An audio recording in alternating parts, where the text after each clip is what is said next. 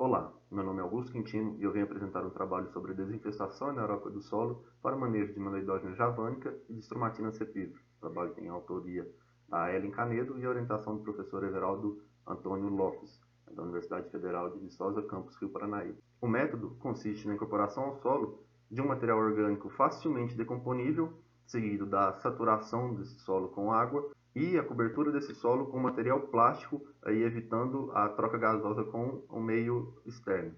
gerando assim condição anaeróbica,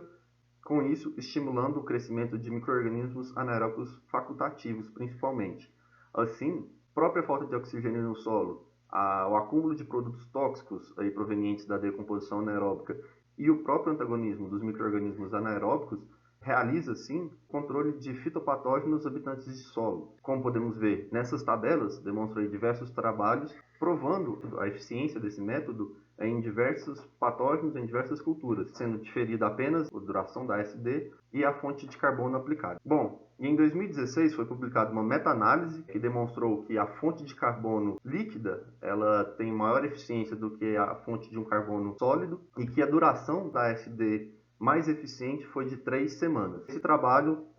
demonstrou também algumas lacunas do conhecimento. Foi pouco demonstrado o controle quanto ao meloidógena javânica, que é esse organismo microscópico causador aí das galhas, conhecido como nematóide das galhas, traz grande prejuízo para diversas culturas, principalmente HF, e demonstrou também nenhum estudo quanto ao controle da stromatina cepívora, que é o causador do mofo branco na cultura do alho e da cebola. Com isso, a nossa hipótese nesse trabalho foi de que a desinfestação anaeróbica do solo ela seria capaz de estar controlando o nematóide das galhas quanto ao mofo branco, em que esses dois patógenos aí foram escolhidos devido à sua importância na região do Alto Paranaíba, que é um grande produtor de HF, em que também é uma das maiores regiões produtoras de alho no país. O objetivo do nosso trabalho é estudar esse efeito da desinfestação anaeróbica do solo na redução da viabilidade do meloidógena javânica e de stromatina cepívora, isso em microcosmo, antes que seja prosseguido aí para um estudo no campo. Bom, como foi feito?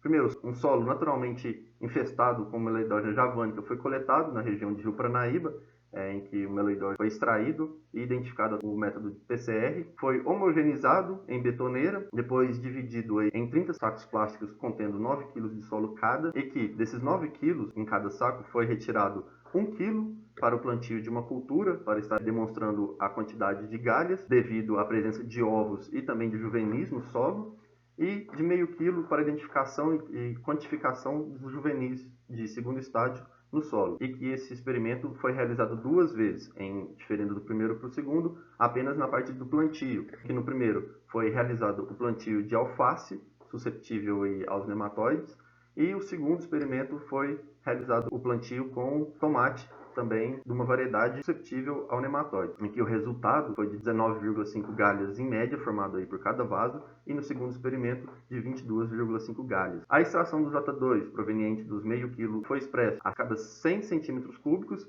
em que foi utilizado o método de flutuação centrífuga, também conhecido por método de Jenkins, com a ajuda aí da câmara de Peters e o microscópio óptico. Com isso foi quantificado o número de juvenis de segundo estágio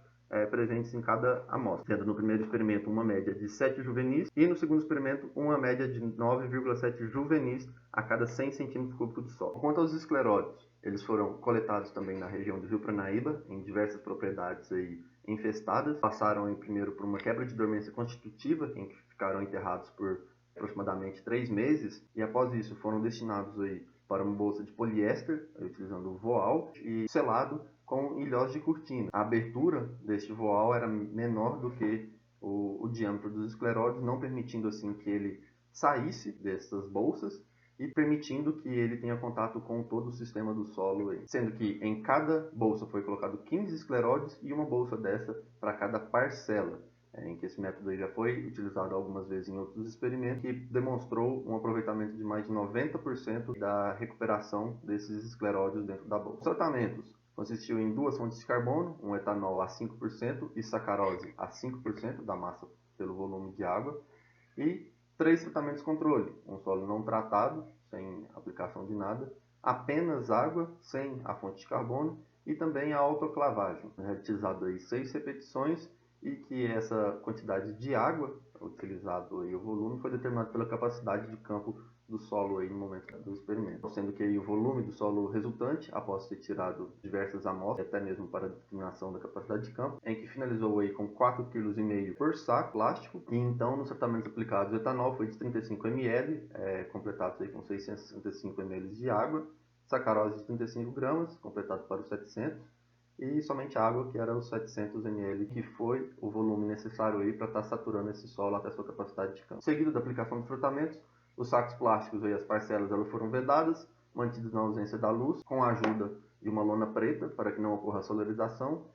Após 3 semanas abertos e retirados novamente as amostras de solo e as bolsas contendo os escleródios. Com a avaliação dos escleródios, foram retirados 10 escleródios de cada bolsa, foram passados novamente pela desinfestação, foram plaqueados aí em BDA mais ácido lático e mantidos aí em BOD por 21 dias a 16 graus, com uma variação de 2 graus a mais ou a menos. Com isso, os dados aí dos números das galhas foram analisados por meio de teste T para amostras dependentes, com P de 5%. Os tratamentos que reduziram o número de J2 e galhas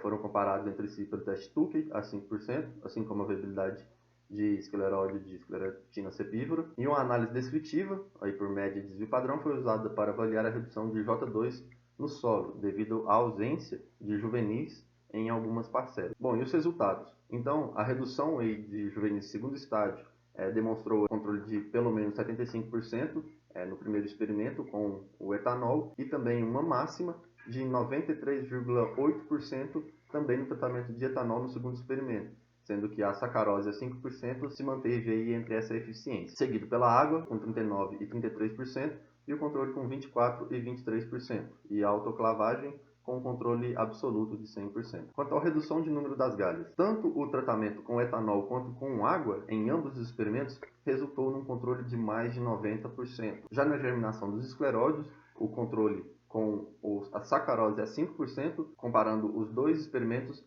obteve uma média de aproximadamente 90% de controle, sendo assim um resultado igual à autoclavagem em solo. Com observação aqui no primeiro experimento, os ilhós contendo os escleróides não foram colocados em autoclave, devido à exigência aí de mais estudos quanto à possibilidade deles serem degradados aí durante a autoclavagem. Com isso, podemos concluir aí que a desinfestação anaeróbica do solo por 3 semanas, utilizando aí ou etanol ou sacarose, reduziu sim a viabilidade de meledógena javânica e de stromatina cepívora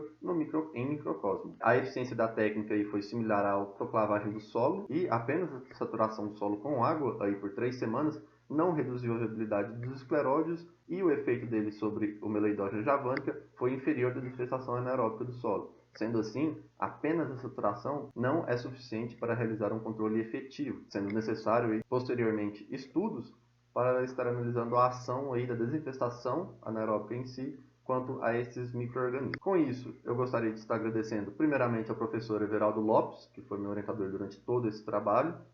ao grupo de pesquisas em fitopatologia, Anton Denberry, em que todos ajudaram muito na realização deste trabalho,